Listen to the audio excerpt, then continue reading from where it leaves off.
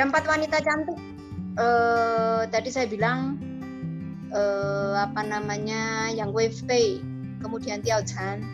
Satu lagi ini Sisu. Sisu itu di zamannya Chan Guo. Chan Guo itu zaman peperangan antar negara 300-an sebelum Masehi. Kalau ada yang tidak tahu tentang 4 wanita cantik ini, ya cari browsing. Soalnya murid-murid sekolah minggu sudah tahu. Jadi Koko Cece sebaiknya juga tahu, supaya kalau ada orang ngomong kita tahu. Wes nih ya, kita bahas satu aja. 3-nya cari sendiri. Wang Chaojin. Wang Chaojin ini selir. Selir kayak apa sih? Selir biasa. Selir dari raja. Saking wayune, terkenal apa? Unggas di udara itu kalau lihat dia itu sampai melongo ngowo, mulutnya sampai lali mengepakkan sayap. Coba saking ayune. Kalau yang Weifei saking ayune. Kalau dia lewat itu bunga-bunga semua minggir, sungkan. Sungkan kalau harus beradu dengan kecantikannya. Satu lagi Sisu. Sisu itu buruh cuci, tukang laundry. Zaman dulu nyucinya di mana? Di kali lah, nggak ada mesin cuci. Tiap kali dia nyuci, saking ayune, ikan itu sampai lupa berenang. Tiao Chan itu saking ayune dibilang kalau Tiao Chan itu keluar malam-malam, yang namanya bulan itu singitan, sembunyi, takut bersaing, malu, tahu diri bulannya, minggir. Nah, jadi kira-kira tahu ya kenapa mereka disebut wanita cantik? Karena memang mereka ini cantik-cantik. Wang Chaojin ini selir cantik sudah pasti. Zaman dulu itu supaya rajanya tahu di istananya itu sudah kedatangan selir-selir baru, maka di istana itu ada pelukis yang spesial harus melukis wajah-wajah selir-selir itu untuk disodorkan kepada rajanya. Nah, biasanya raja dikasih tahu, ini loh sudah datang lagi selir-selir yang sudah lolos sensor. Wajahnya kayak gini loh, hanya ada 10, kasih semua lukisannya.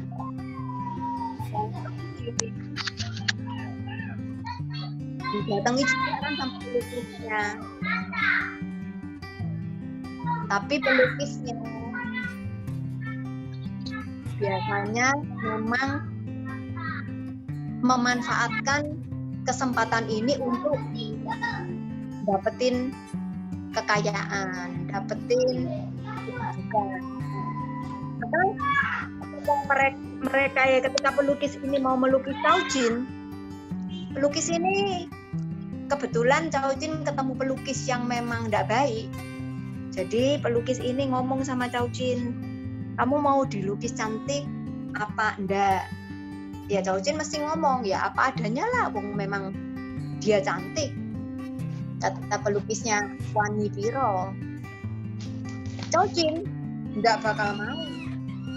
Bagaimanapun juga Chaojin ini adalah dari keluarga yang terhormat, berpendidikan, bukan sembarangan.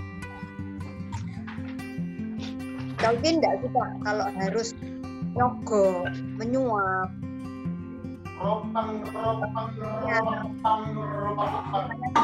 Cantik, dia tidak mau. Ya apa adanya aja. Akhirnya apa yang terjadi?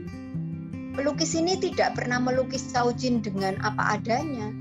Sehingga rajanya tidak pernah tahu bahwa di dalam istananya ada seorang wanita secantik Wang Chaojin.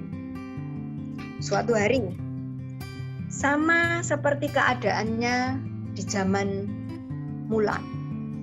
Di zaman Hua Mulan itu Chongguo lagi berseteru, berperang dengan suku di luar Chongguo yang sekarang kita biasa sebut Outer Mongolian, Mongolia luar. Yang sebelah barat berseteru, tapi yang di timur punya hubungan baik. Jadi kan waktu itu kan mereka punya wilayah-wilayah sendiri, sama-sama orang Xiongnu tapi punya wilayah-wilayah sendiri. Yang hubungannya baik dengan Chongguo itu berkala akan meminta upeti, berkala akan menuntut sesuatu supaya hubungan baik, supaya tidak berantem, supaya tidak musuhan, supaya tidak perang. Suatu hari pemimpinnya yang disebut Huanye itu ngomong sama rajanya Chongguo, Kaisar dinasti Han Yanti waktu itu. Dia bilang, saya sudah tidak mau dikasih dayang-dayang, dikasih selir-selir, tidak mau. Kali ini kalau kita mau hubungan kita baik, hubungan kita lebih baik lagi, lebih harmonis lagi, saya mau jadi menantu kerajaan. Jadi saya mau dinikahkan dengan putri raja. Wah, bingung toh rajanya. Pertama, apa ya mau putri-putri itu dikawin sama orang suku liar. Jadi suku liar itu seliar apa sih? Mereka itu orang-orang yang tidak punya tempat tinggal tetap, nomaden, berpindah-pindah. Mereka itu mungkin juga jarang mandi, airnya susah. Mereka itu sudah pasti jorok, tiap hari kena badai, di gurun itu ya pasir tok. Terus pasti mereka apa? Kasar, tidak ngerti aturan, tidak terbiasa, tidak terdidik untuk mematuhi peraturan yang ribet-ribet. Buat mereka gampang. Pokoknya kalau tidak suka ya mereka marah, ya mereka berantem. Kalau mereka suka terhadap sesuatu, mereka akan berusaha supaya dapetin, tidak tahu gimana caranya. Sudah tidak ada aturannya pokoknya. Kawin ya tidak pakai aturan, sekolah ya enggak, baca tulis ya enggak. Pokoknya mereka itu orang-orang yang tidak seperti yang kita bayangkan. Jadi murid-murid tahu ya. Jadi orang-orang suku liar itu tidak ngerti aturan, tidak tahu sopan santun. Seperti Huanye ini kepalanya dengan enaknya dia bilang, pokoknya saya mau jadi menantunya raja, tidak tahu gimana caranya. Carikan saya putri, saya mau jadi menantu raja. Nah, akhirnya rajanya mau tidak mau harus menuruti apa yang dia mau. Huanye maunya begitu, kalau enggak kerajaan akan diserang, negara dalam bahaya. Nanti kalau sampai perang, yang sengsara kan rakyat. Apalagi rakyat yang tinggalnya di dekat perbatasan situ pasti paling menderita. Maka akhirnya raja menawarkan kepada dayang dan selir. Jadi selir itu mungkin anak-anak bingung ya, selir itu juga istri. Zaman dahulu itu raja boleh punya banyak istri. Kalau istri-istrinya raja yang utama namanya permaisuri. Setelah itu namanya selir. Nah, selir-selir ditawari, dayang-dayang ditawari. Kalau dayang itu pembantu, ditawari. Siapa yang mau pura-pura jadi putri raja, dikawinkan sama Huanye. Sudah tentu tidak ada orang mau lah. Biar dayang ya dia tahu mau dikawinkan sama siapa, orangnya tidak jelas. Nanti di daerahnya sana itu mau bagaimana ya tidak tahu, jauh dari keluarga, makannya aja mereka tidak sama. Jadi orang kalau di suku liar itu makan ya seadanya, paling daging itu mereka berburu dapat binatang dibakar gitu aja, tidak dimasak betul-betul, ya sekedarnya aja. Yang namanya Wang Caojin merasa bahwa dia berlama-lama di istana ini juga tidak ada gunanya, karena rajanya aja tidak tahu dia, rajanya juga tidak pernah tahu dia ada, juga tidak pernah berusaha mencari dia, ketemu muka aja tidak pernah. Cao Jin cuma pernah tahu rajanya lewat, tapi rajanya tidak pernah ngelihat dia. Jadi Cao Jin gimana? Ya sudahlah. Seorang perempuan itu tadi dikatakan dia adalah seorang ibu. Seorang perempuan itu maunya berkorban buat keluarga. Seperti siapa? Mulan. Wah, Mulan berkorban buat keluarga, menggantikan ayahnya. Nggak mikir nanti saya perang mati di sana gimana. Udah nggak dipikir. Pokoknya gantiin bapaknya, gantiin adiknya, gitu aja dia berangkat. Cao Jin sama seperti perempuan pada umumnya. Dia mau berkorban buat keluarganya. Tapi keluarga yang mana?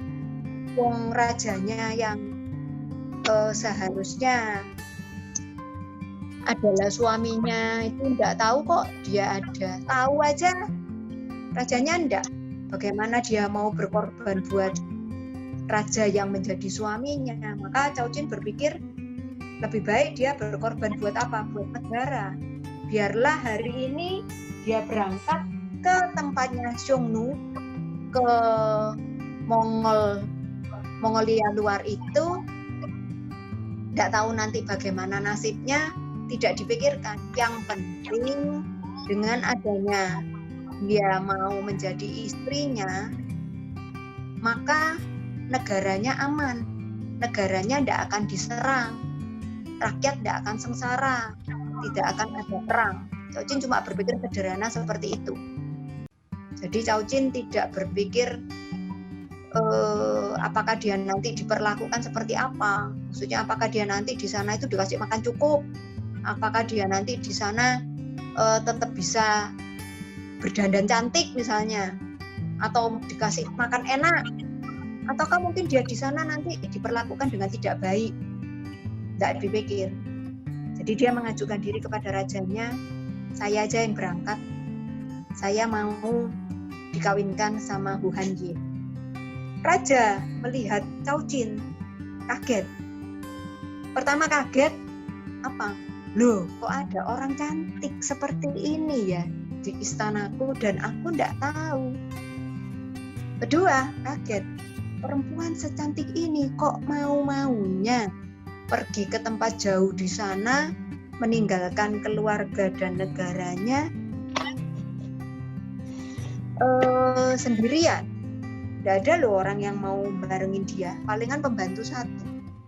Tapi selalu di lukisannya itu diperlihatkan Cao Jin tidak berangkat sendiri, tidak ada yang nganter, paling diantar sampai perbatasan, ditinggal. Kemudian rajanya cari pelukisnya, nomor satu cari pelukisnya dulu. Pelukisnya ditanyain, loh kok bisa ada perempuan cantik kayak gini, saya tidak pernah tahu. Coba itu ambil lukisannya, lukisan yang pernah kamu bikin. Kamu menggambar Cao Jin seperti apa? Kenapa saya tidak tahu? Katanya. Diambillah lukisannya. Nah, rajanya lihat bahwa Cao Jin ternyata digambarkan sebagai perempuan yang jelek. Nah, kalau digambar sebagai perempuan jelek, rajanya ya mana mau, mana berpikir mau kepengen tahu selir baru yang namanya Wang Cao Jin seperti apa. Tapi sudah terlambat. Sudah terlambat karena Cao Jin sudah memutuskan dan Hu Hanye sudah tahu ada seorang putri yang akan dikawinkan dengan dia. Maka Hu Hanye pulang lebih dahulu untuk mempersiapkan perkawinan, Cao Jin menyusul kemudian. Nah, kita lihat ya, Wang Cao Jin satu lagi model perempuan lain yang sama-sama terhormat seperti Mulan, meskipun dia tidak tinggal dalam keluarganya, tidak dalam lingkungan yang nyaman. Kita lihat Cao Jin adalah perempuan yang berpendidikan, biasa di dalam lingkungan yang nyaman, enak-enak, makan enak, baju bagus, boleh berdandan, bersolek, mainkan alat musik. Sekarang tiba-tiba dia harus pergi ke tempat yang tidak jelas. Apakah dengan demikian Cao Jin tidak terhormat? Sama seperti Maulan, Cao Jin juga terhormat. Selama 60 tahun Wang Cao Jin ada di luar Chongguo, terjadilah perdamaian di antara suku Han, orang-orang Chongguo itu dengan Xiongnu. Apa yang dilakukan Cao Jin ketika sampai di sana? Cao Jin mengajarkan ke mereka budaya, peradaban. Jadi kalau orang-orang itu, anak-anak dengerin ya, kalau orang-orang yang berada di luar Chongguo itu adalah suku-suku liar yang tidak berpendidikan, yang mengatakan mereka itu tidak beradab, yang mengenal pendidikan, yang sudah mengerti sopan santun, mengerti aturan, itu namanya beradab. Maka Cao Jin mengajarkan kepada mereka apa? Peradaban, supaya mereka beradab, supaya mereka itu jadi manusia yang benar. Manusia yang benar itu gimana sih? Yang mengerti aturan, yang tahu sopan santun, yang mengerti kesusilaan, yang tidak kasar, yang kalau mau apa-apa itu tidak seenaknya, yang dengan sesama temannya harus banyak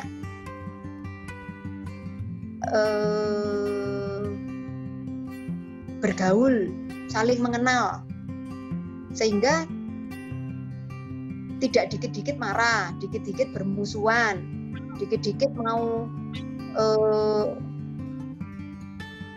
pukul-pukulan, berantem. Nah, makanya kalau kalian di sekolah dikit-dikit marah, dikit-dikit maunya berantem, itu namanya kalian tidak beradab.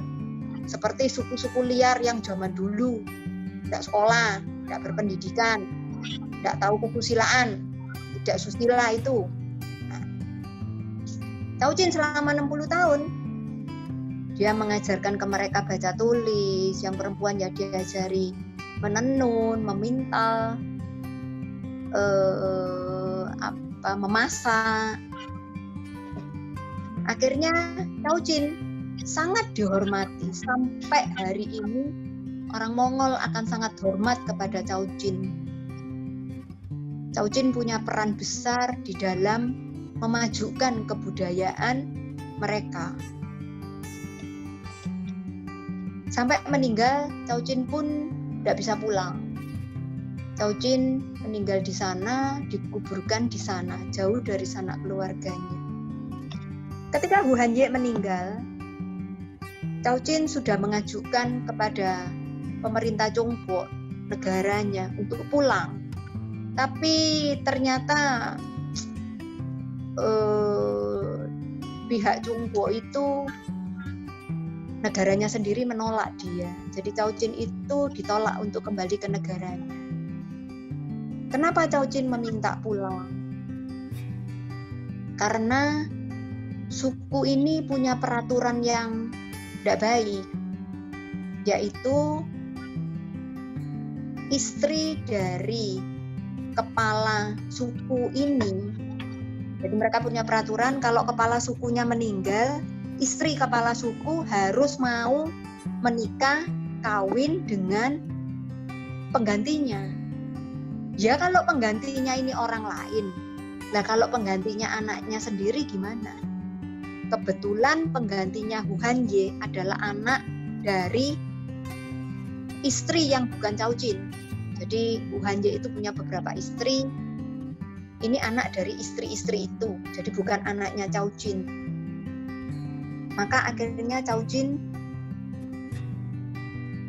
menyerah. Terpaksa dia menyetujui untuk menikah dengan anaknya Hu Hanye. Ketika anaknya Hu Hanye ini meninggal, mereka menginginkan Cao Jin menikah kembali. Dengan siapa? Dengan penggantinya. Lah penggantinya ini siapa? Delalah anaknya Cao Jin sendiri. Cao Jin sudah tentu tidak mau. Itu tidak beradab. Bagaimana mungkin seorang ibu bisa menikahi anaknya sendiri? Manusia tidak akan seperti itu. Maka diceritakan bahwa Cao Jin memilih untuk mati. Karena kalau menolak kan mesti mati. Memilih untuk mati daripada dia harus menikah dengan anaknya sendiri. Nah, ya kan, kita lihat perempuan ini lembut ketika menjadi selir. Dia keras, dia berubah menjadi orang yang kuat, tabah ketika harus berjuang, berkorban buat negaranya. Kemudian dia menjadi lembut lagi, mengalah lagi ketika menjadi seorang ibu bagi rakyat Xiongnu. Ketika diperlukan di saat-saat genting, meskipun sudah tua, Cao Jin kembali kepada pribadinya yang kuat dan prinsipnya sesuai apa yang manusia dapatkan dari watak sejatinya untuk berbuat tidak melanggar kesusilaan. Bukan karena takut mati, maka Cao Jin mau-mau saja menikahi anaknya. Maka Cao Jin memilih apa? Mati. Sehingga Cao Jin sangat dihargai, meskipun terakhir dia melawan aturan yang ada di kebiasaan orang-orang Xiongnu. Next, Gun.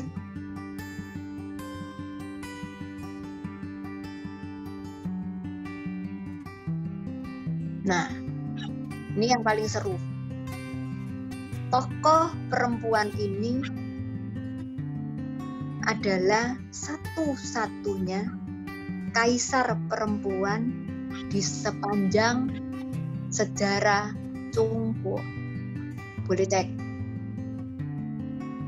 Marganya U, tapi beda dengan marga saya. U-nya beda. U-nya ini seperti Wuwang, anaknya Wenwang, Zhou Wuwang, raja dinasti Zhou. Di marganya U. Wu Zetian terkenal. Setiap orang yang membaca kisahnya, yang tahu sejarahnya akan bilang Wu Zetian ini kejam. Wu Zetian ini perempuan jahat. Pokoknya yang jelek-jelek lah Wu Zetian ini. Tapi seperti kita tahu, semua itu yin yang. Semua itu yin yang. Wu Zetian sebagai manusia pasti punya sisi terang. Jadi tidak gelap tok. Dia punya sisi terang. Mari kita lihat siapa dia. Sama seperti Cao Jin, dia selir. Selir bagaimana? Biasa. Jadi selir itu di kerajaan itu kedudukannya banyak. Punya nomor-nomor, punya tingkat, punya level. Nah, Cao Jin selir biasa. Karena selir biasa ya rajanya tidak terlalu perhatian sama dia. Cantik, mestinya cantik. Tidak mungkin ada selir masuk screening. Pasti kalau jelek tereliminasi. Tidak akan mau. Yang tukang pilihnya pasti tidak mau milih dia lah. Begitu banyak selir di dalam istana, kita tahu. Raja tidak pernah pengen tahu di Wucao namanya dia itu Wucao setelah masuk ke kerajaan ya, namanya dia nama aslinya dia Wucao, tapi namanya dia begitu masuk ke dalam kerajaan Wume. Wu Zetian itu gelarnya dia ketika dia menjadi maharani, ketika dia menjadi kaisar perempuan itu gelarnya Wu Zetian. Wu Zetian ini selir dari kaisar dinasti Tang yang namanya Han Taichung. Han Taichung sudah tua ketika Wu Zetian ini menjadi selir. Karena raja tidak tahu, dia harus mencari akal karena si ini jenius pinter.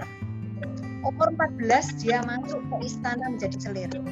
Keluarganya bukan keluarga sembarangan, keluarga yang kenal sama, punya kekerabatan, punya hubungan baik lah. Leluhurnya, kakek neneknya itu sama keluarga istana. Dalam istana, mamanya itu sebetulnya tidak rela anaknya masuk ke istana. Karena begitu masuk ke istana itu susah loh keluarga mau ketemu. Ada saat-saat mereka boleh ketemu, tapi ya berapa tahun sekali gitu. Mamanya nangis, Ujo Tien bilang apa? Bukan berarti dengan aku masuk ke istana itu sesuatu yang tidak beruntung. Bukan berarti aku itu harus bertemu dengan raja itu sesuatu yang tidak beruntung. Jadi orangnya itu positive thinking.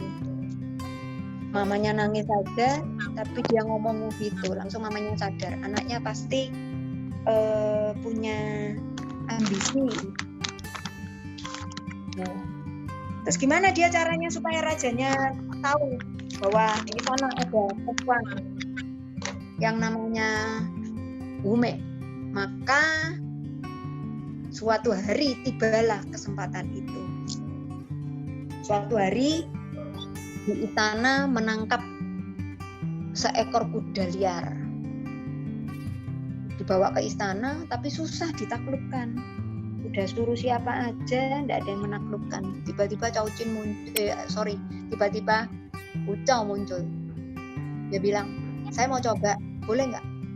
Boleh, kasih dia kesempatan, kata raja. Berhasil dia menaklukkan kuda liar itu. Tapi caranya tidak tanggung-tanggung, bukan sebuah cara yang biasa. Apa yang dilakukan? Pecutnya, tali yang pecut ya. Bahasa Indonesianya apa? Pecut ya, bener ya. Pecutnya itu, pecut kudanya itu dia kasih jarum-jarum. Jadi begitu kudanya dipecut, kesakitan, langsung dia ambil alih. Tiap kali berontak dia taklukkan lagi. Lama-lama kudanya capek ngedepi itu. Berhasil. Akhirnya apa? Raja ngelihat, oh ada perempuan hebat. Dia bilang jadi selir kesayangan. Karena sudah tua, rajanya tidak lama mangkat, wafat, meninggal. Waduh, gimana Wucao? Cita-citanya dia masih tinggi, masih panjang, masih baru dijalani satu langkah.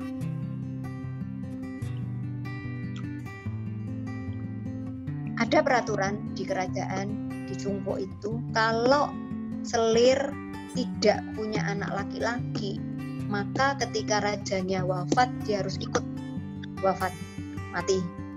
Jadi dibunuh untuk menemani rajanya pulang ke haribaan Tuhan. Waktu itu si Wucao ini sudah punya hubungan, sudah dekat dengan anaknya raja.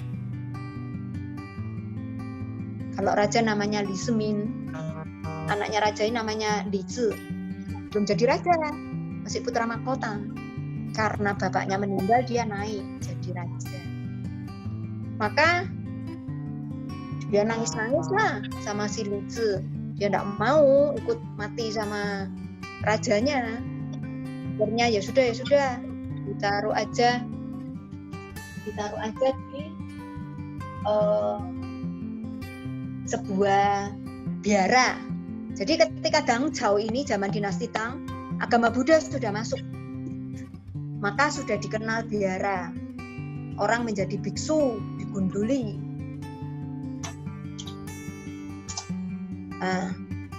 Dia jadi biksu. Ketika jadi biksu, si Li Zi sering nengoki. Kayaknya si Li Zi mau jadiin dia selirnya.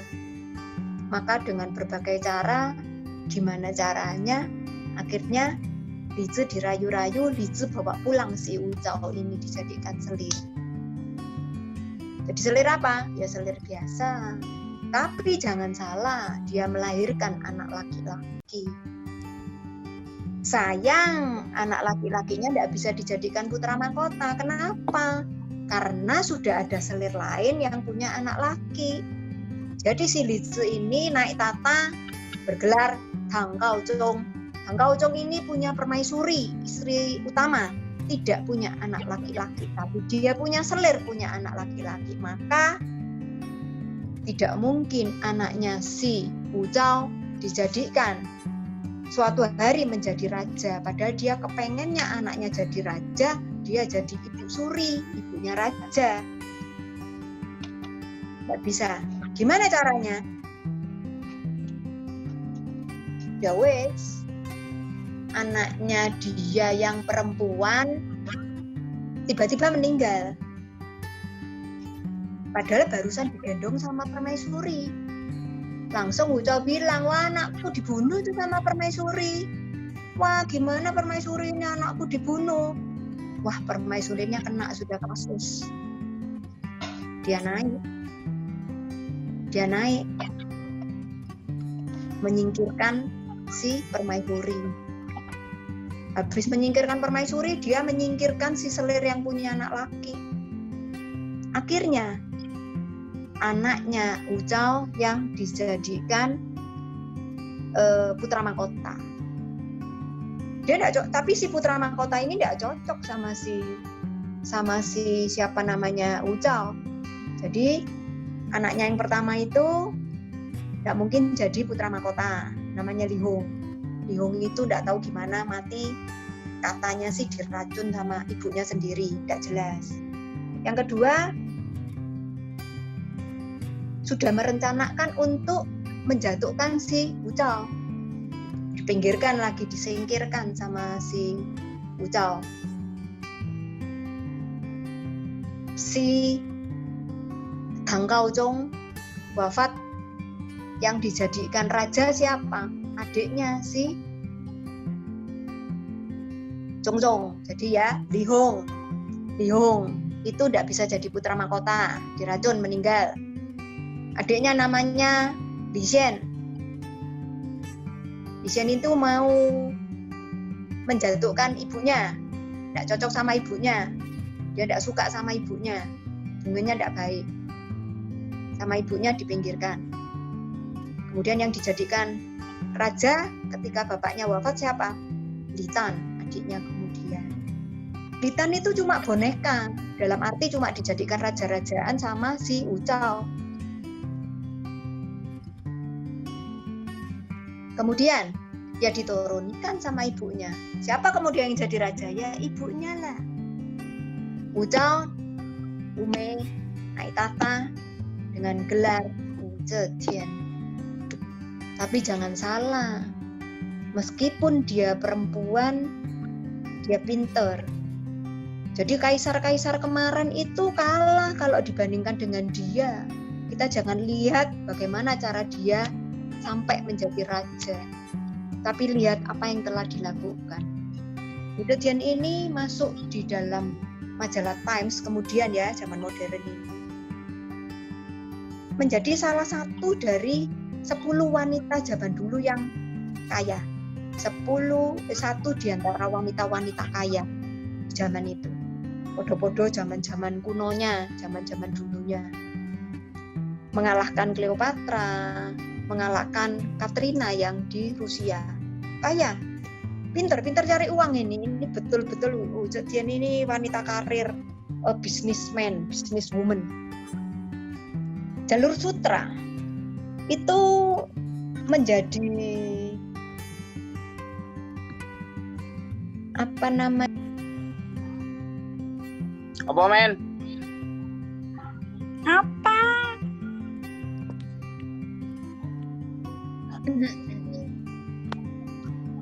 Apa Kokung?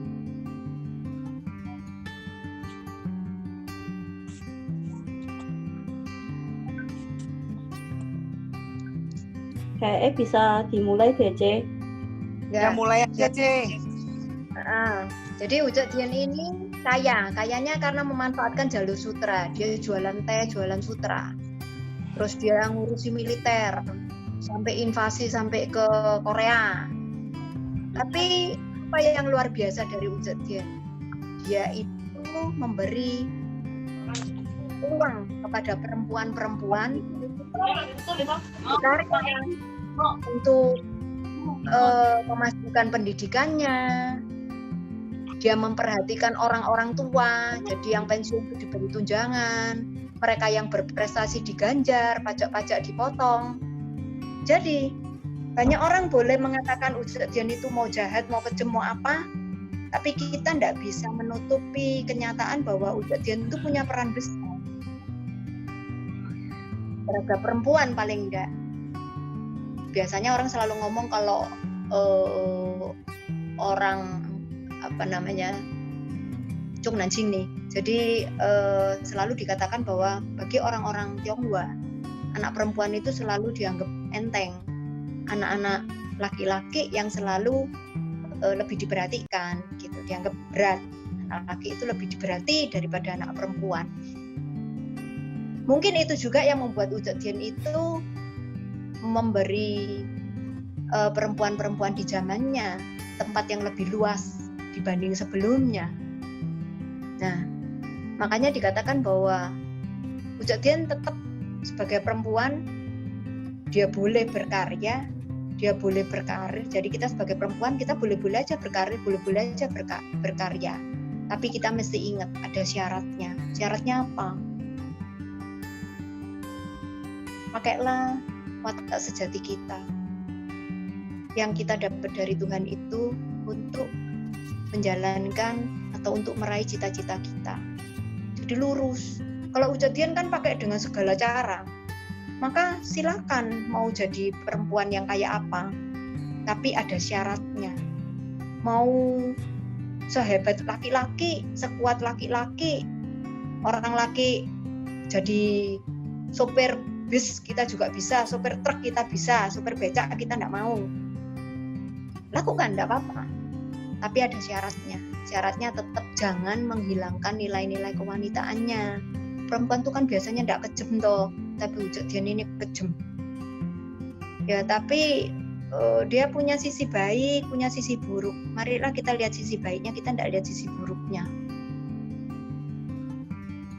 Jadi makanya dikatakan bahwa tetap ada batasan syarat.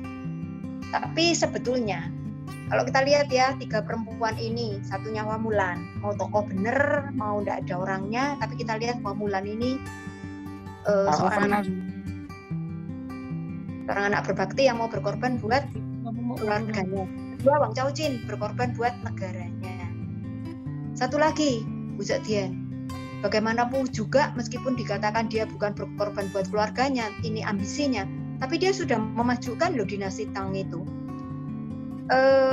Wu Zetian menyelipkan dinasti yang dia pimpin selama 15 tahun, dari dia umur 65 sampai umur 80 dia jadi raja. Itu dinastinya dia sebut Zhou, dinasti Zhou, diselipkan di sela-sela dinasti Tang. Akhirnya Wu Zetian itu dikudeta, dijatuhkan oleh anaknya, tapi dia tetap dihargai sebagai ibu suri. Jadi akhirnya gelar terakhirnya itu dia sebagai ibu suri. Next, Gun.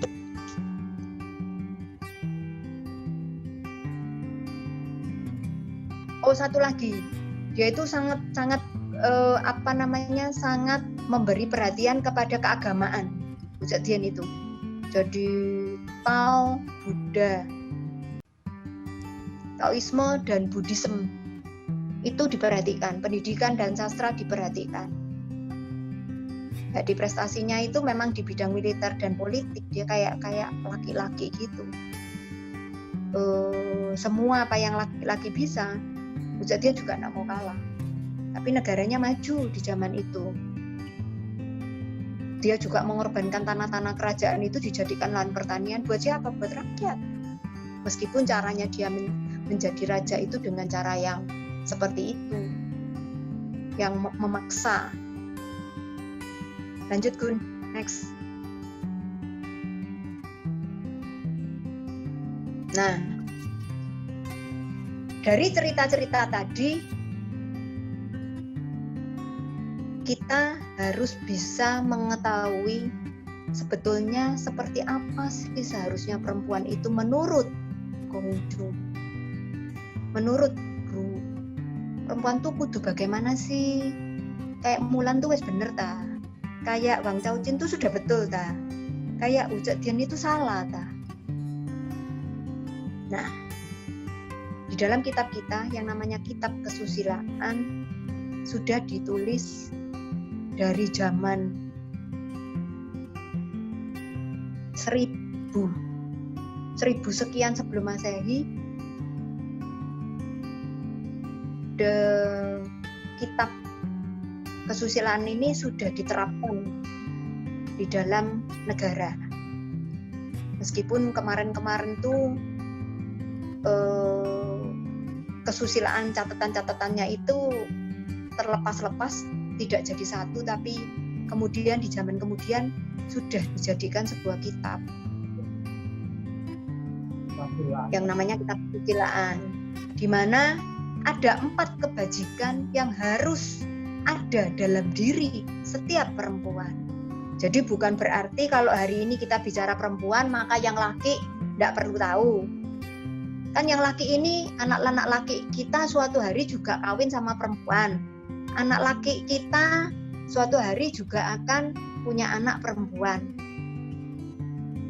Nah, maka hari ini mau yang murid sekolah minggu, mau yang koko-koko, itu wajib tahu 4 kebajikannya seorang perempuan Bro itu seperti apa, supaya dia bisa mencari perempuan yang seperti ini, supaya dia bisa menasehati kalau istrinya tidak seperti ini, supaya dia bisa mendidik anak perempuannya supaya seperti ini, supaya dia bisa mengarahkan anak lakinya mencari istri yang seperti ini.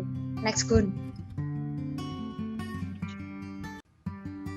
Ayo murid-murid sekolah minggu masih ingat enggak ini 4 kebajikan? Sanjong Sute, 3 obedience and 4 virtue. 3 menjunjung dan 4 kebajikan. Itu ayat di kitabnya ya. Lewat Gun, next.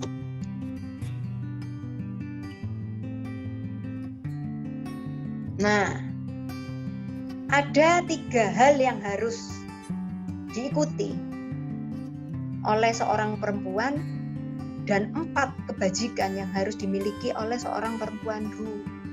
Jadi tuntutannya, harusnya, aturannya, benernya perempuan Ru itu kayak gitu.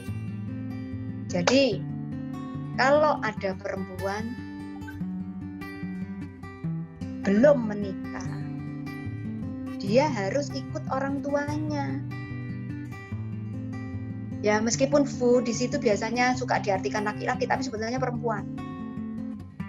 Jadi anak perempuan tuh gimana? Kalau belum kawin yang ikut bapaknya, tinggal sama bapaknya. Setelah kawin ya ikut suaminya. Kalau suaminya meninggal, ikutlah anaknya, anak laki-laki. Kalau tidak punya anak laki-laki, ya ikut anak perempuan. Tapi itu menjadi kewajiban anak laki-lakinya, bukan kewajiban anak perempuannya. Karena seorang anak perempuan, balik lagi. Jadi kalau kita punya anak perempuan kita bagaimana? Anak perempuan kita ikut bapaknya. Setelah menikah ikut istrinya. Suaminya meninggal ikut anaknya. Makanya kalau suami meninggal, seorang istri itu ikut anaknya laki-laki, karena anak perempuannya punya kewajiban kepada suaminya, kepada mertuanya. Kemudian seorang perempuan Ru itu harus bagaimana? Kebajikannya itu kayak apa sih? Nah, pertama harus punya kebajikan. Punya kebajikan itu apa? Kebajikan itu apa?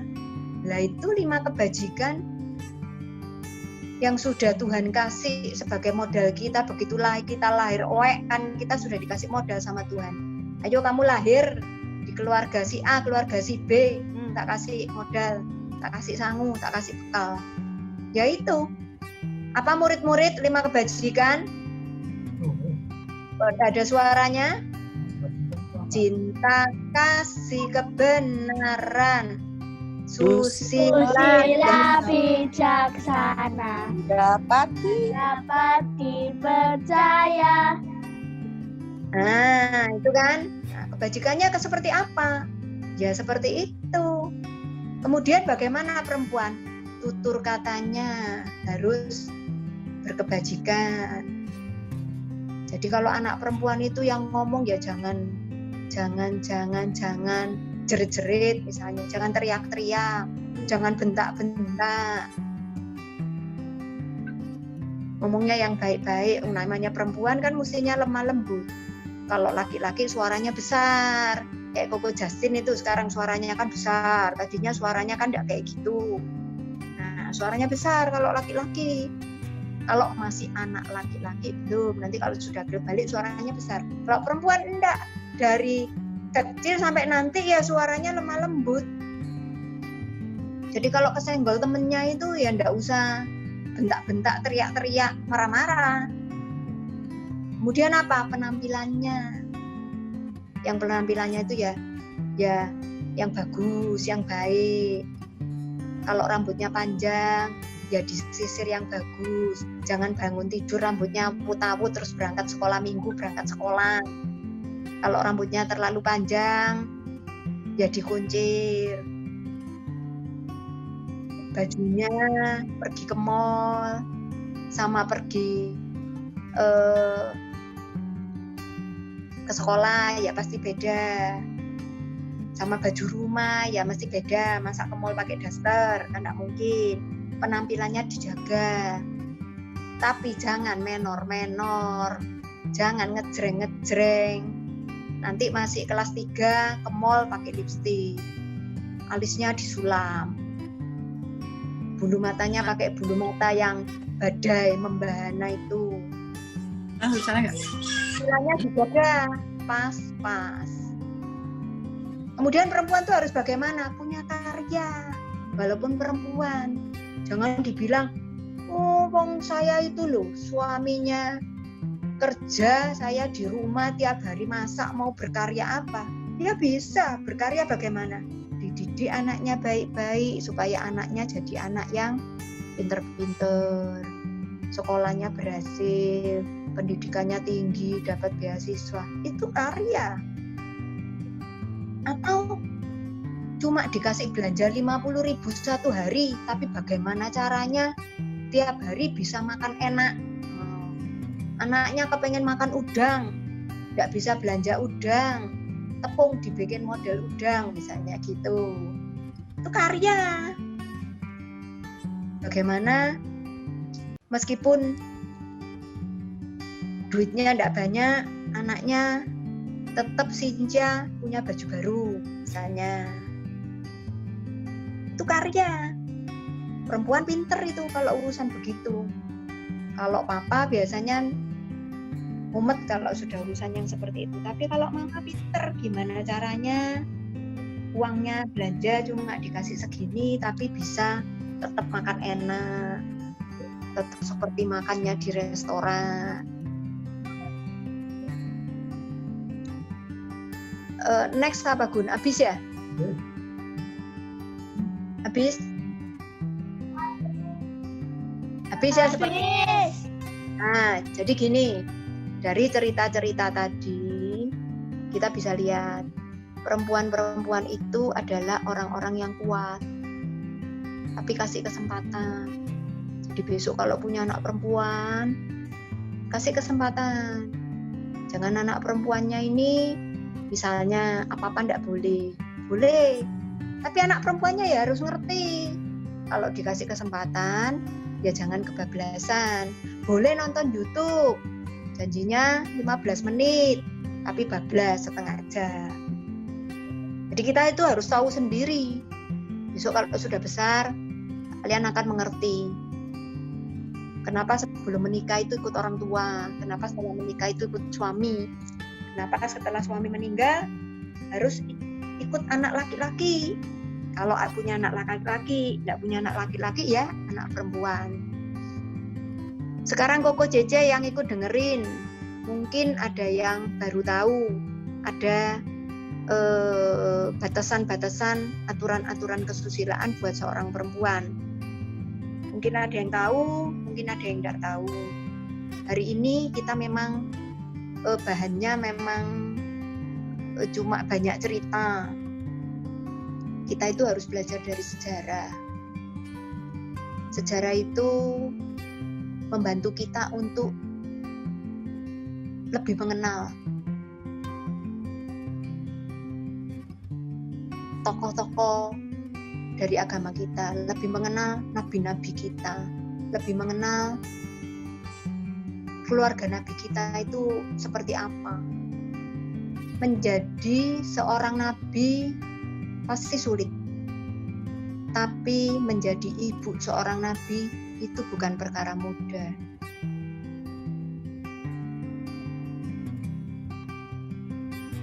Nanti kita di bulan Desember, Hari Ibu, kita akan bahas tentang ibu-ibu itu. Bagaimana ibu dari Chow Wa, bagaimana istri dari Chow Wen Wa, atau bagaimana nabi perempuan kita menempatkan dirinya atau ketika mendidik anak-anaknya. Hari ini kita bicara perempuan. Kenapa kita bicara perempuan? Karena tadi di depan saya sudah bilang karena hari ini hari Kartini. Kita hargai Kartini bukan karena masalah memperjuangkan emansipasi, tapi kita harus belajar bahwa meskipun seorang perempuan, Kartini itu punya cita-cita yang tidak biasa. Meskipun seorang perempuan, Kartini itu sungguh-sungguh dengan cita-citanya.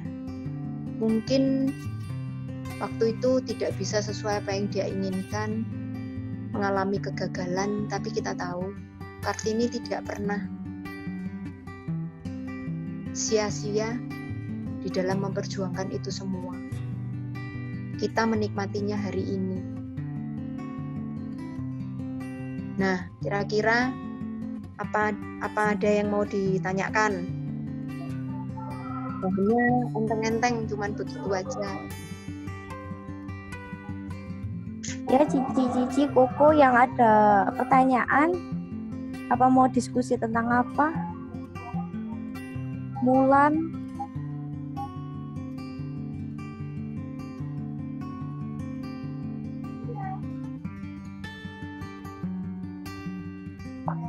Udah pada jelas semua ya? Kalau Lose izin tanya. Ya, silakan. 我的冬天 itu saya mau tanya itu tentang yang tadi itu tentang 4 wanita, empat karakter wanita di dalam Ru. Nah, itu ada yang dikatakan sama Lausu tadi lemah lembut. Nah, andai kata memang seorang wanita itu memiliki tutur kata yang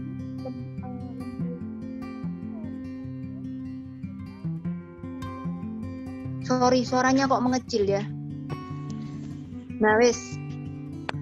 Kalau misalnya kita punya Popo yang dia kurang mendengar, dari pendengaran dia kurang jelas. Suaranya kok kecil lagi ya, sorry, suaranya kecil lagi. Nah, nih udah. Kita sebagai cucu-cucunya harusnya ngomong yang keras karena masalahnya pada pendengaran. Nah, apakah kita bisa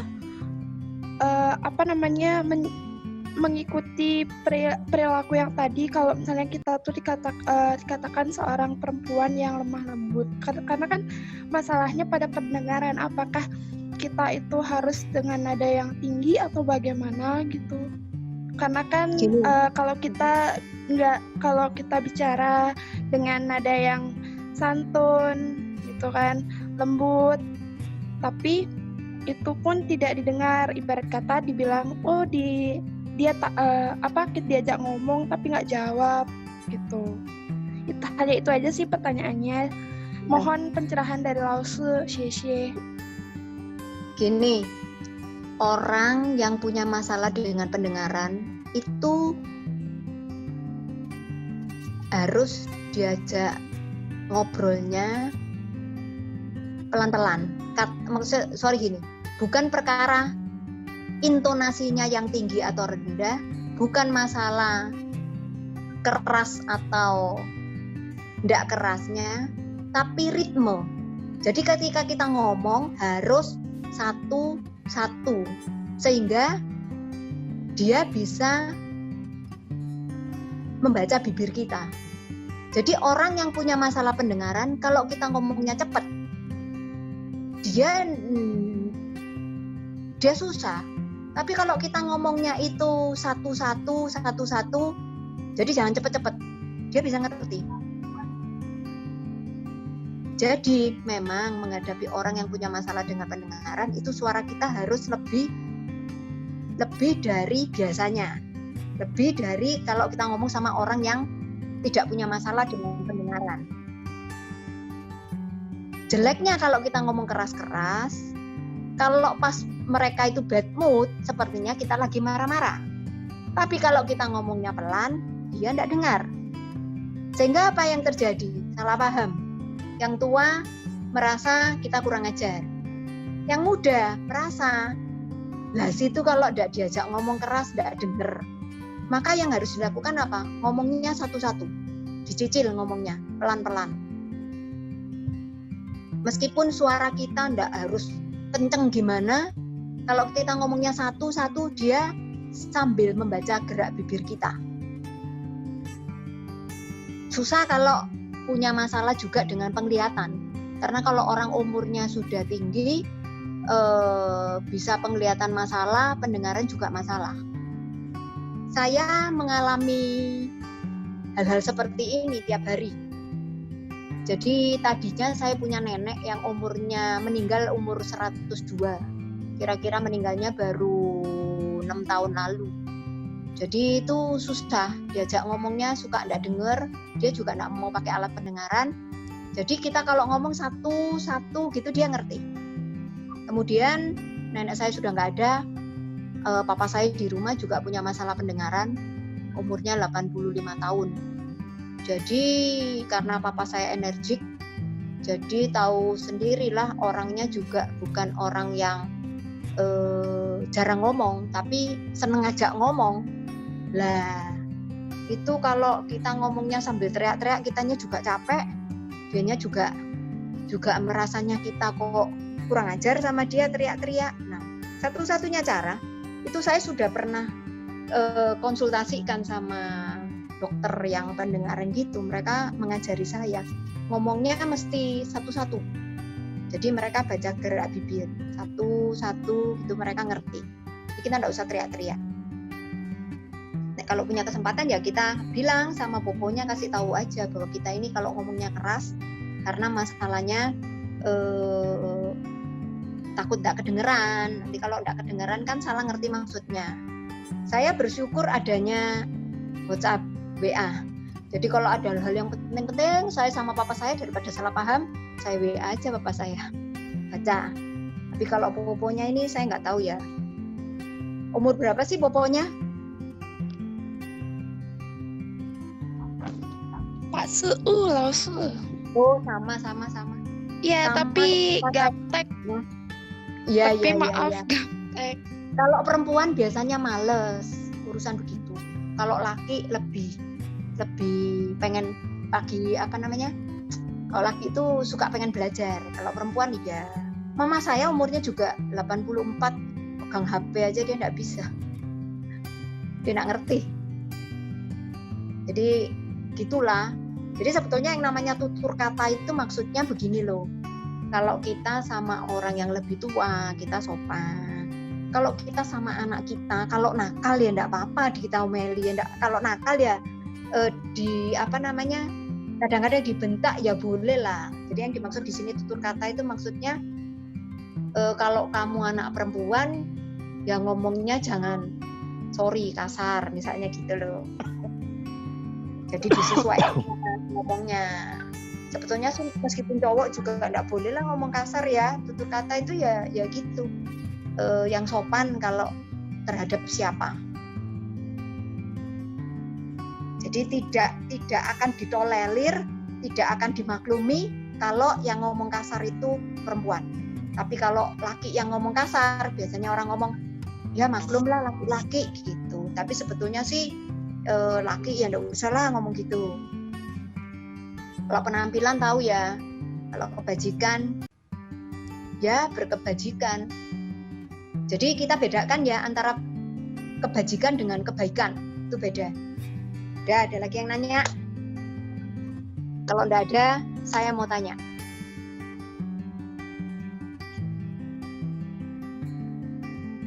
Apakah boleh perempuan wanita itu melabrak orang lain? Melabrak. Oh. Maksudnya melabrak itu apa? Perempuan ketiga. Wah, aku kan nggak ngerti, Cici. Kan soalnya anaknya udah keluar. Oh alah, ya ndak usah dilabrak toh ya. Dipanggil, diajak makan di kafe lah enak sih daripada labrak-labrakan. Mesti ini, Ci. Panggil, kasih tahu temanmu, panggil aja, ngomong 4 mata 2 hati, ngomong dari hati ke hati, jangan lupa tersenyum. Ya. Jangan lupa tersenyum. Senyum, diikhlaskan, diterima. Iya, ikhlas. Yo, yang enggak. Kalau itu perempuan ketiga, belum tentu kok yang enggak benar perempuannya. Bisa aja. Setuju. Ya bareng aja, bila perlu bertiga bareng dibicarakan. Nanti yang menang kan yang bisa menjalankan 4 kebajikan itu.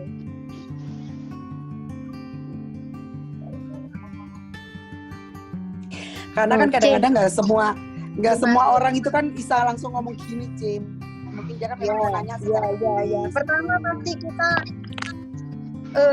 kudu labrak ya Ren ya. Pertama pasti emosi, ya pasti emosi. Tapi kemudian dipikir lagi, mesti smart kayak, mesti pinter kayak Ujak Dian loh, nggak mau main labrak. Caranya kelihatan kejam, tapi Ya, kan aslinya gitu dong. Hati Kayak elegan. Dingin.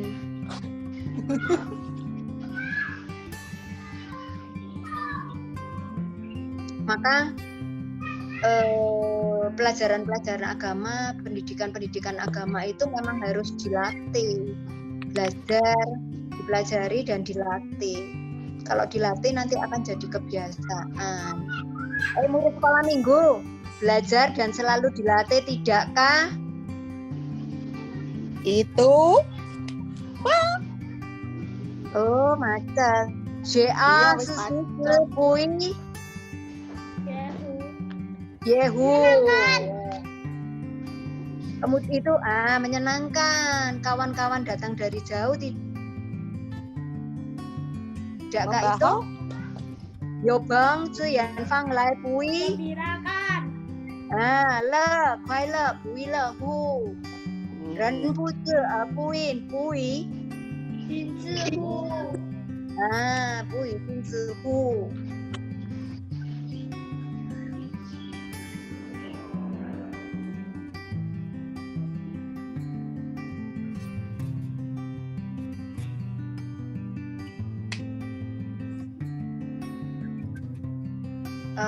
Jadi kalau ngomong soal labrak itu kan sebetulnya kan istilah bahwa kita itu menghadapi dengan menghadapi sebuah peristiwa, sebuah berita yang kita dengar dari orang lain dengan sebuah sikapnya itu apa? Mendatangi TKP. Jadi kita datangi dulu. Untuk itu sebetulnya tujuannya kan jelas, mau menjernihkan masalah. Jadi ya ndak perlu maksudnya menuduh dulu. Ya wes janjian aja. Datangi, duduk bareng, kita ngobrol. Mau dia yang salah, mau kita yang salah. Pasti kita akan dimenangkan oleh keadaan. Mau kita yang salah, mau dia yang salah. Mau kita yang salah, mau suami kita yang salah. Kalau urusannya melabrak perempuan ketiga loh ya. Kalau misalnya melabrak masalahnya gini. Suatu hari si A mengambil pensilku, enggak pakai ngomong, enggak pakai izin. marahlah kita mau labrak dia, maksudnya kita mau apa ya, melabrak itu bahasa Indonesianya, kita mau minta Negor. pertanggung jawab dari dia. Ya. Boleh, datangi, tidak apa-apa, tapi baik-baik.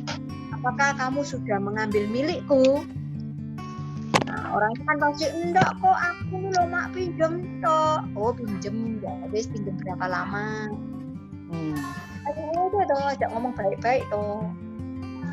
Ya, misalnya lo, aku lo sudah izin sama si C, katanya boleh, panggillah si C, kita bikin jernih urusannya. Labrak itu kan konotasinya negatif. Iya. Tapi sebetulnya kan tujuannya itu sebetulnya baik, untuk meminta pertanggung jawab biar urusannya jernih. Jadi melabrak itu boleh, tapi tujuannya apa? Kalau tujuannya cuma mau menakut-nakuti dia, tidak ada gunanya. Buat apa? Biar dia tahu ya, jangan gampang-gampang ngambil pensilku ya, tidak ada gunanya. Kita lihat iklan itu loh, anak-anak lihat iklan biskuat. Padahal anak-anak itu pinter taekwondo, tapi dia kan bisu. Tapi apa enggak dilawan sama dia, buat apa? Karena dia belajar taekwondo untuk membela diri, bukan untuk melukai temannya. Hal-hal yang seperti ini mungkin kita hari ini tidak bisa, besok kita belajar masih tidak bisa, besok kita belajar lagi, dilatih terus, lama-lama ya bisa. Sama dulu kita tidak bisa nulis, pegang pensil aja susah, dilatih terus, hari ini ya bisa nulis. Dulu tidak bisa main HP, sekarang bisa. Dulu gaptek, sekarang mahir. Karena apa? Berlatih. Tapi ya gitu, jangan kebablasan, jangan over. Seorang cincil itu harmonis, tidak melanda, tidak lebay, tidak berlebihan. Sudah masuk semua? Mau lanjut yang tadi ya? Tanggung yang ceritanya. Ya, terus C. Nah, jadi kesian kan Nabi Gumdul ketika ketika ibunya meninggal. Terpaksa dia itu tidak bisa memakamkan ibunya, belum bisa menguburkan ibunya. Karena dia harus tahu kuburan ayahnya ada di mana. Maka dia bawa, ada yang mengatakan dia menyeret petinya, peti keranda ibunya. Tapi ada yang mengatakan dia bawa, taruh di depan sebuah tempat. Nah, itu di pasar katanya. Terus dia menunggu, siapa tahu ada orang yang mengenali. Jadi dia bertanya-tanya. Ternyata benar loh, ada tetangganya zaman dulu yang tahu. Jadi tetangga itu akhirnya ngasih tahu, bapakmu dimakamkan di sana loh. Jadi mungkin aja ibunya memang tidak tahu. Ketika ibunya ditanya makam bapakku di mana, tidak tahu. Mungkin tidak dikasih tahu sama istri pertama. Tapi bisa juga memang dia tidak mau ngasih tahu anaknya, karena kan mungkin tidak sih bisa dikubur bareng. Siapa tahu kan sudah dikubur bareng istri pertama. Itulah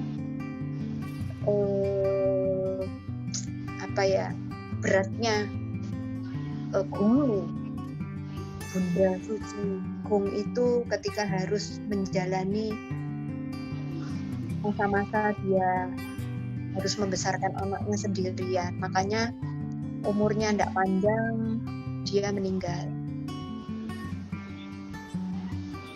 Udah, ada lagi yang tanya, nanti Desember kita bahas ibu. Jadi apapun perempuan itu mau pengen jadi apapun perempuan itu, dengan gaya apapun, cara apapun, silakan. Tapi yang penting seorang perempuan itu harus bisa menjaga sikapnya, harus bisa menginspirasi, jadi inspirasi buat keluarganya. Jadi dia mau jadi Kartini ya terserah, mau jadi sopir truk ya enggak apa-apa. Tapi kalau punya anak ya jadi ibu yang baik buat anaknya, jadi istri yang baik buat suaminya. kalau belum menikah begitu, setelah menikah begitu, suaminya meninggal ya begitu itu tadi aturannya. Anak-anak ada yang nggak ngerti nggak?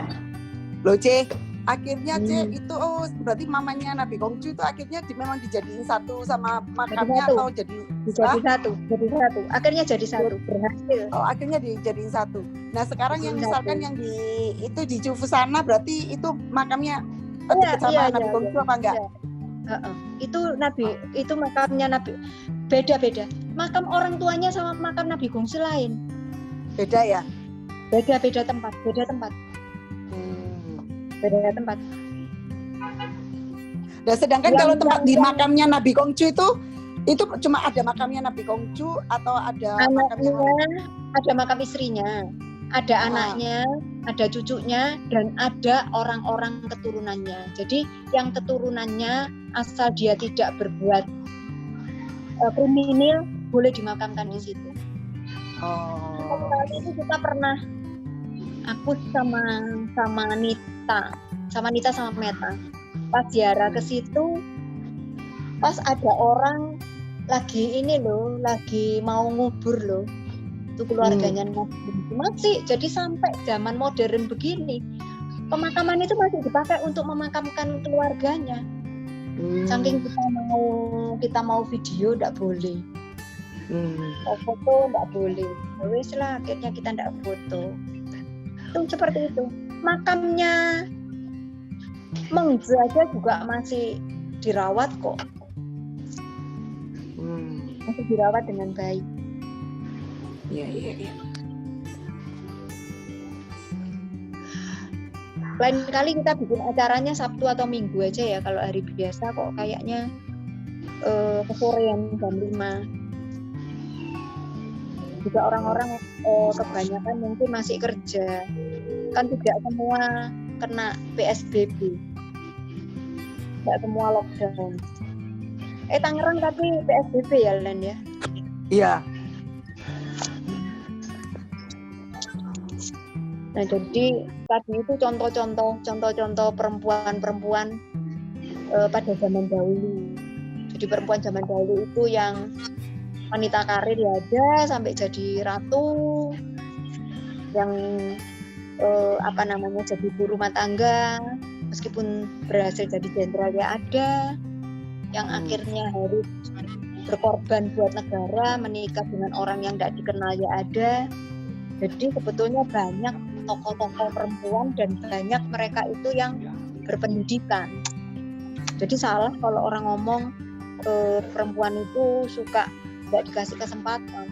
Ada kesempatannya, tapi kebanyakan perempuan-perempuan itu memang memilih untuk diem, tidak bergerak, tidak beraktivitas, memilih di rumah. Zaman dulu ya, kalau zaman sekarang kan sudah lain. Ada lagi?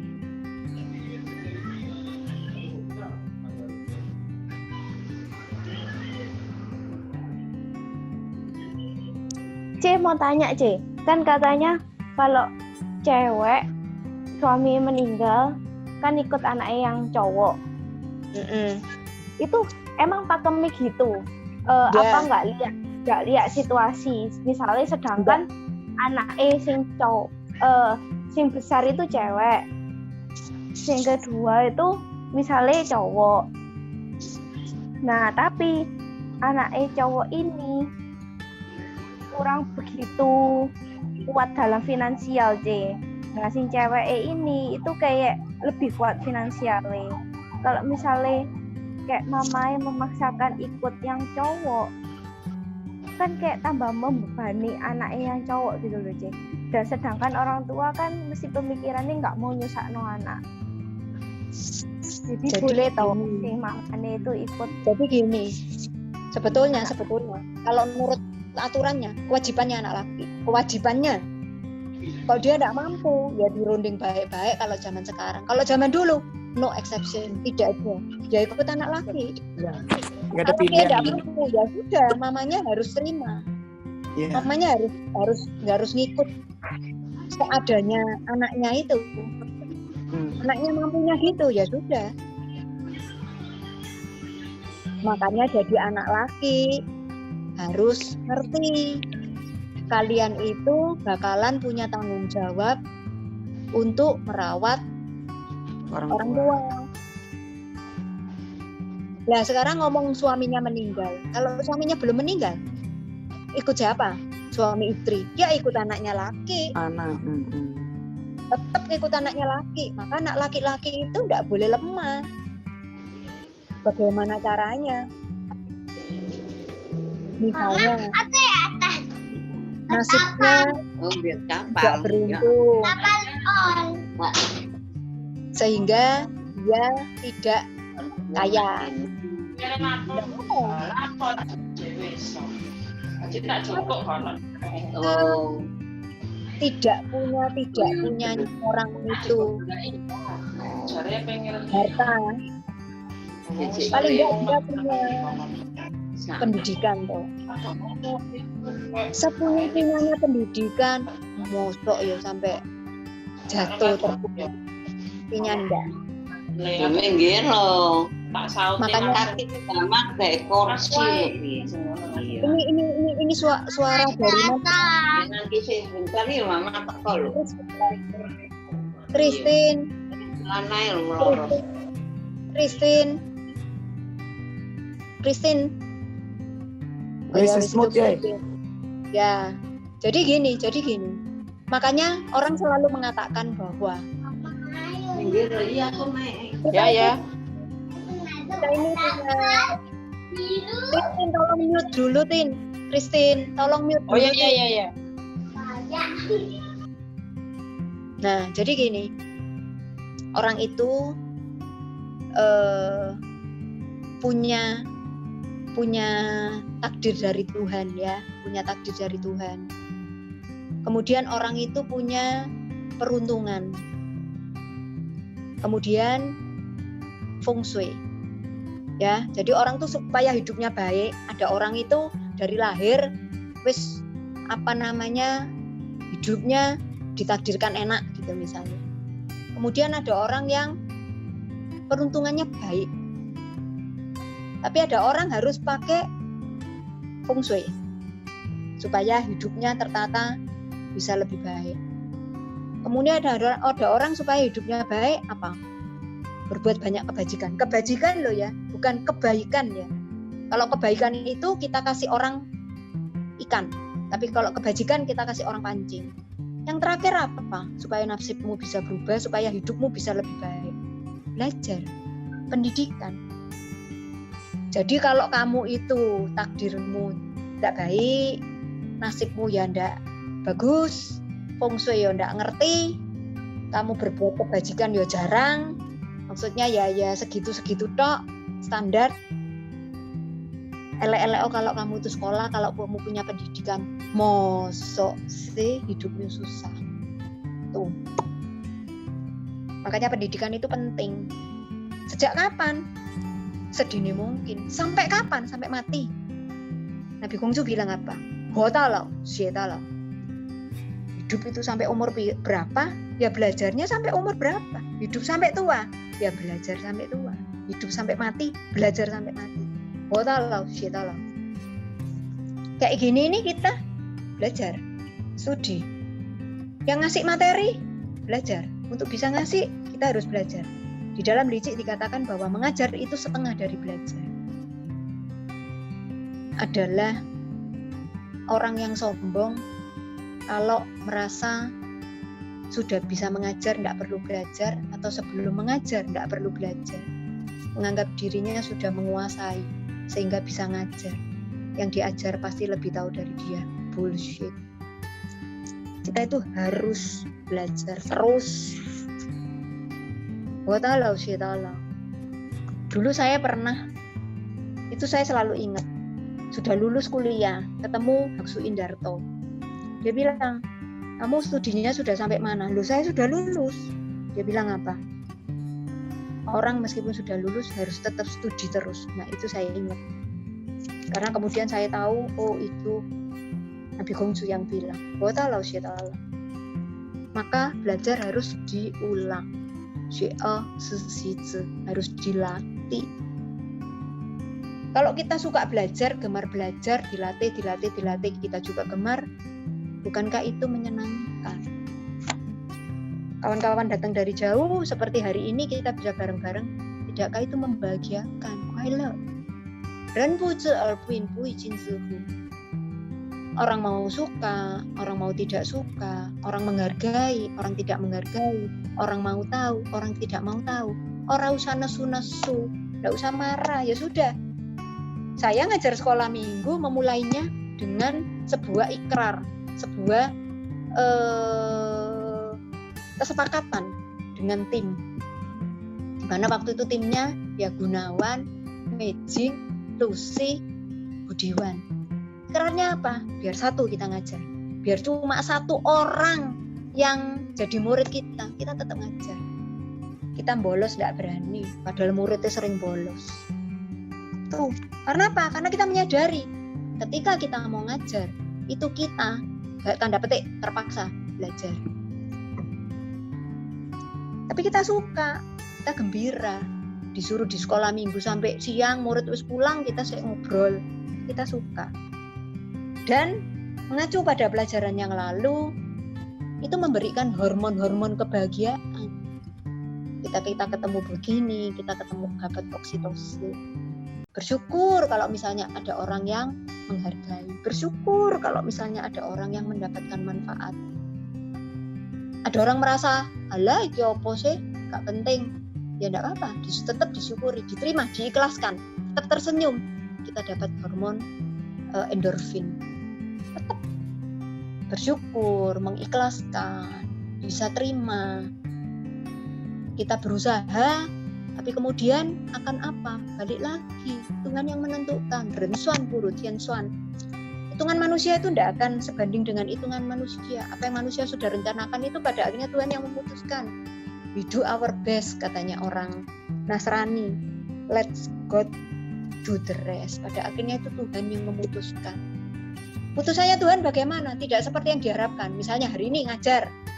Memang mengharapkan yang ikut ini seperti minggu lalu, 60 orang. Ternyata yang datang, yang ikut cuma 16 orang. Bagaimana? Ya disyukuri. Keinginan-keinginan itu jangan digandoli, dilepaskan. Di dalam licik dikatakan bahwa aupu geca. Kesombongan itu jangan diperpanjang, jangan ditumbuh-tumbuhkan. Jangan sombong, kemarin 60, hari ini minimal podo lah, kacek titik lah, enggak. Apapun itu, pengen, enggak tercapai, lepas. Fangxia, dilepaskan. Orang Buddhis mengatakan ini jangan kemelekatan. Kemudian apa? Ibu ge, ada yang bilang cong, ada yang bilang cong. Ibu ge cong. Keinginan itu jangan dituruti. Pengen.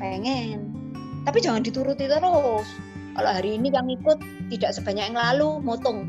Mau wis yun, lain kali mau aku dikongkon ngajar-ngajar mana, mau aku sing melok titik. Nah, almarhum Sentause Bratayana Ongkowijaya, ini saya dapat dari Budiwan, mengatakan manusia itu ya harus mengurangi keinginan. Kemudian apa? Berubah. Kita mesti berubah. Tidak bisa tidak berubah. Kalau kemarin ngompolan, ya hari ini sudah umurnya nambah, tidak ngompolan. Kalau kemarin masih mimik pakai dot, hari ini sudah bisa mimik pakai gelas. Berubah. Kalau kemarin suka marah-marah, hari ini sudah dikasih tahu perempuan, jangan suka marah-marah. Berubah.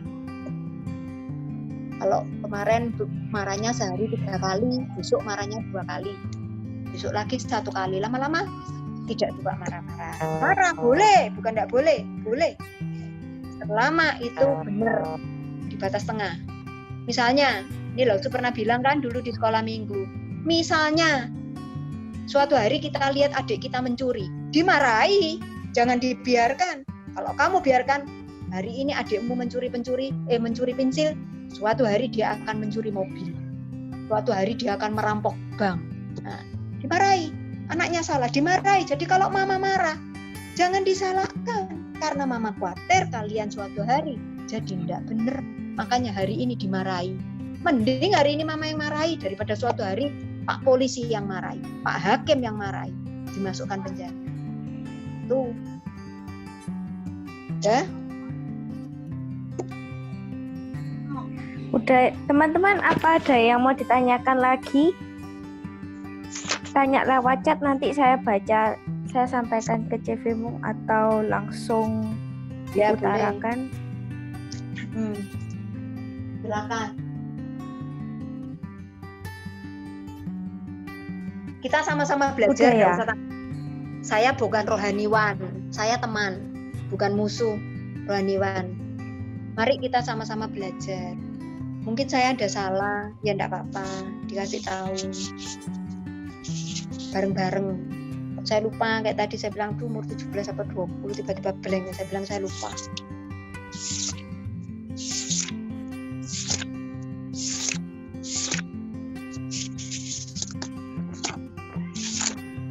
Anak-anak ada yang Cetin, Civivi, Ciko, Aileen, apa ada pertanyaan?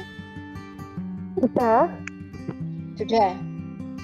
Kalau sudah, ya kalau sudah tidak ada pertanyaan, mari kita satukan hati, kita berdoa buat Indonesia. Kita tahu corona ini kita tidak tahu sampai kapan. Tapi semuanya harus dianggap memberi hikmah kepada kita. Kalau tidak ada corona hari ini, kita tidak bisa bareng-bareng seperti ini. Banyak yang ikut di hari ini, saya tidak kenal. Tapi hari ini paling tidak kita saling kenal, meskipun tidak satu-satu. Marilah kita bersama-sama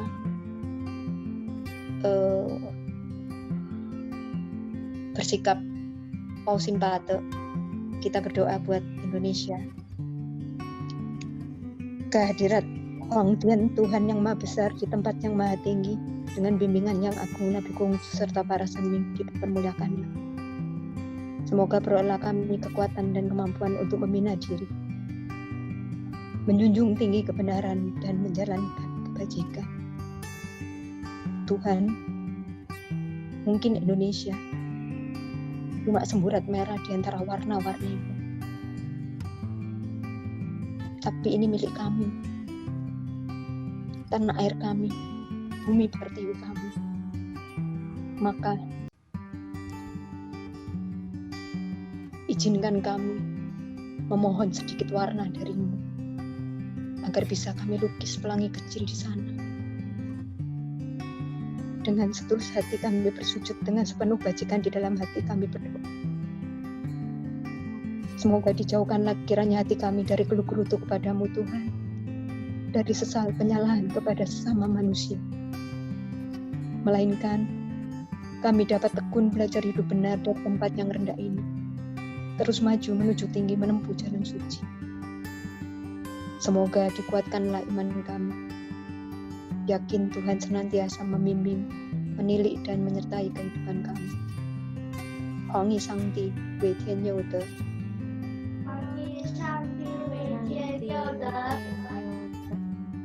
Sanjay.